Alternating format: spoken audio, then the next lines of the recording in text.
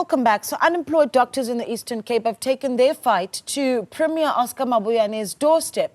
They vow to picket there until there is an undertaking to hire them after the provincial government said post-community service personnel needed to be released from their duties on the 31st of December due to a lack of funds. And our spokesperson for the unemployed medical practitioners, Dr Philisiwe Ngcai, joins us now for more. Dr. Ngcai, good evening to you. Thank you so much for joining us. We really do appreciate your time.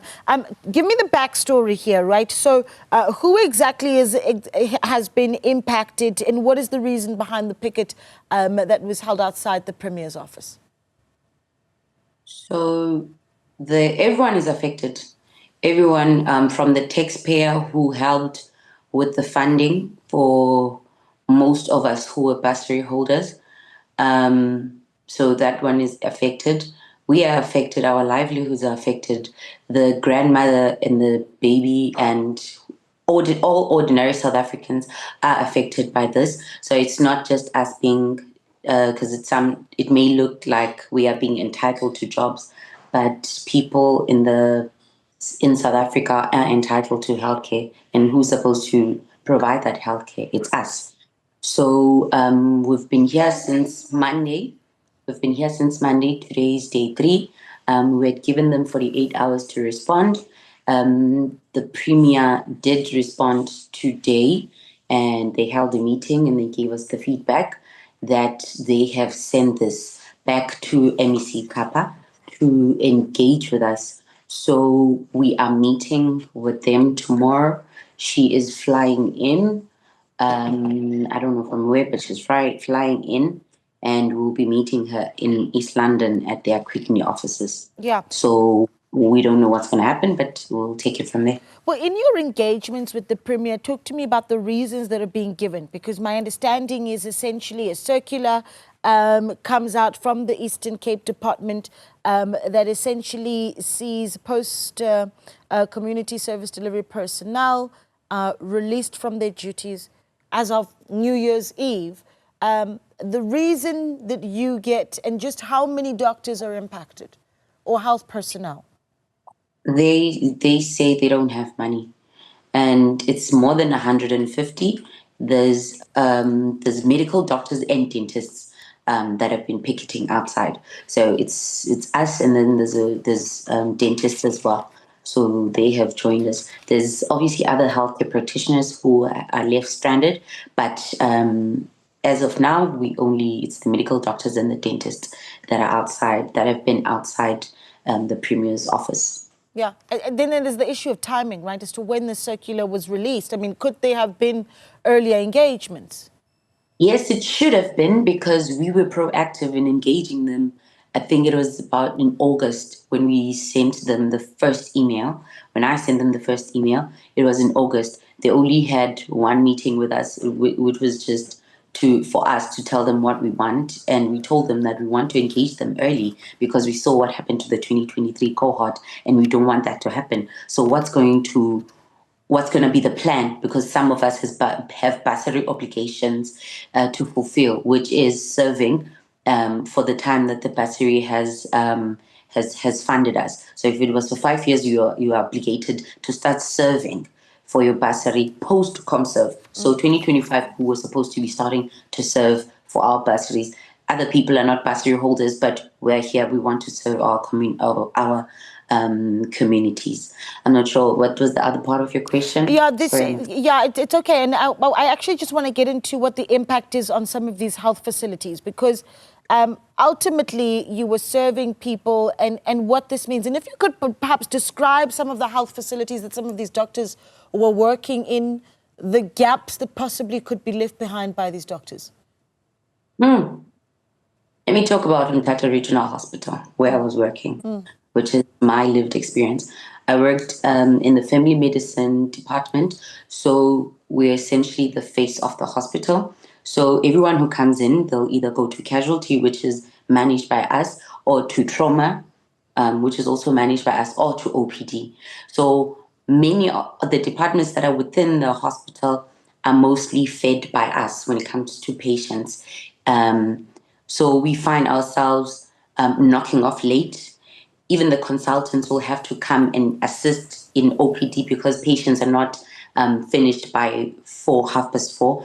They have to leave. We have to leave late at around like 6:30. That time you're expected to be back at work at 8. In casualty, we have ridiculously long waiting hours.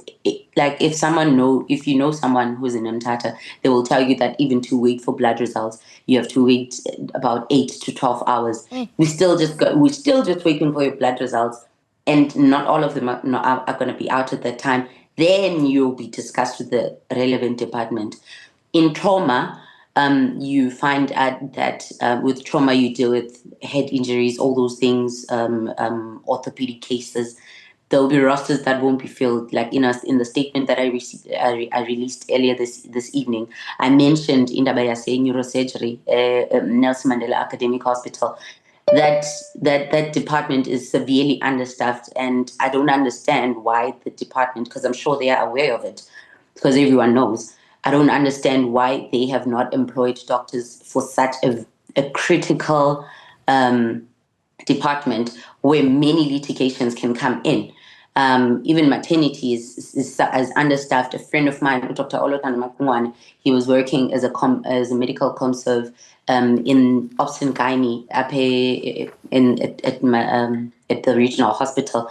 They were doing commuted overtime, extra overtime. They were doing about 90 something hours of overtime, whereas the maximum should be 80. It's 60 to 80. So I'm just trying to show you people are dying in the wards because there's not enough doctors to even have weekend covers to say, okay, all the wards should be adequately staffed, because even that person who you're going to say is for a weekend cover has to go see emergencies as well, take consult and all those things.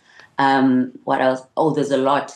Patient waiting times. You will call a department, Nelson Mandela, and you are querying a malignancy, and you'll be told that the next available clinic date is in 6 months' time. Now, tell me, how do you relay that to your patient who also borrowed money to come here? It took time for even them to come for their date, and now you have to tell them that they have to wait six months for them to get a scan to stage what could be a malignancy, maybe to get a CT staging. And then by the time that CT staging is done, or Yongelondole, what do you think will be the outcome? So there's a delay in patient care. There's just an increased burden of disease. We are practicing a curative medicine, or this is not even curative medicine. I don't know what we're practicing. It's bush medicine. Because we are supposed to be in primary health care, we should be mostly focusing on preventative care and measures, but we're not doing that. We are just doing damage control. And I don't know until when. Even when we were in the system, there was severe understaffing. So now that we're out of the system, I think the government thinks that community service and interns are replacements, but they're not, because there's people who are actually employed as full-time doctors, but some died, some have left for better opportunities, or for whatever reason, maybe moved to private healthcare. Lena or Dr. Aaron Matsolidu was talking about. So I don't know what's going to happen, because those posts are still vacant. There are posts, but they are vacant. We are told that they are not funded. So it's the same as them not being there. And the sad thing and the frustrating thing is that the people here at Bisho, when their relatives are going to Mthatha General, because people love Mthatha General Hospital, we serve people from as far as Alwal North or Sikisiki or Banban, because they know that at Mthatha Regional Hospital, we don't turn them back. So when relatives of these officials go to Mthatha Regional Hospital, we get calls, Tina, from management that so and so is outside, a patient so and so, they've not been seen, and you'll find that it's a very cold case. It's an OPD or even a clinic case, but because they know someone at Bisho, and Bisho will call us demanding that we have those people seen. So it's a confuser, because they know what's going on there. They know that we are understaffed, but for their people, we make plans. We have to make plans.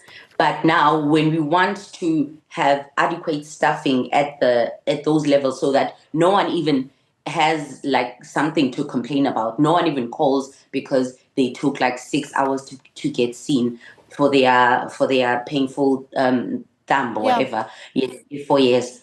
I don't know. I really don't know what they want us to do. Sure. You're painting, I mean, it's a harrowing picture that you're showing us of what was, Horrible. yeah. Here's where it gets extended, because the South African Medical Association has also spoken out and said that they are concerned about the alarming number of junior doctors who remain unemployed despite them completing community service, saying that over 1,800 doctors are impacted across the country. I mean, that's a big number. What happens to these doctors? I'm just thinking about the sort of costs and years that go into training as a doctor. And then what happens to those skilled individuals when they're not absorbed into the system? What options are available? Very, very, very hard options, because now we're being advised to leave the country.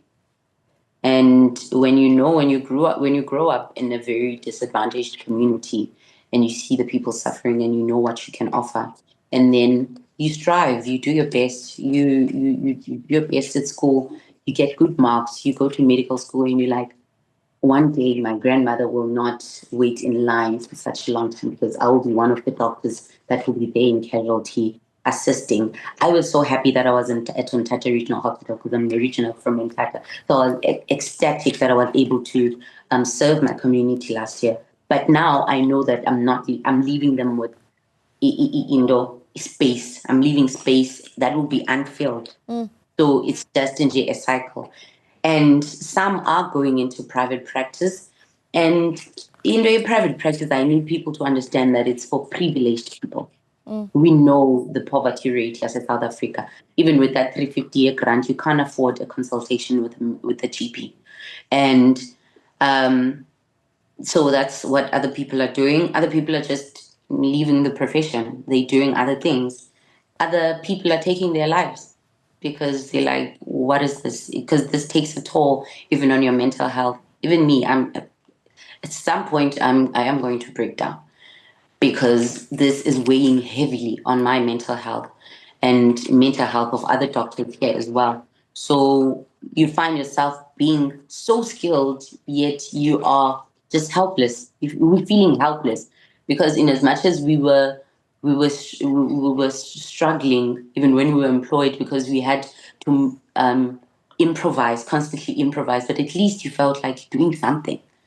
Now you're just outside, camping outside the Premier's office, who's celebrating ANC's birthday. Like,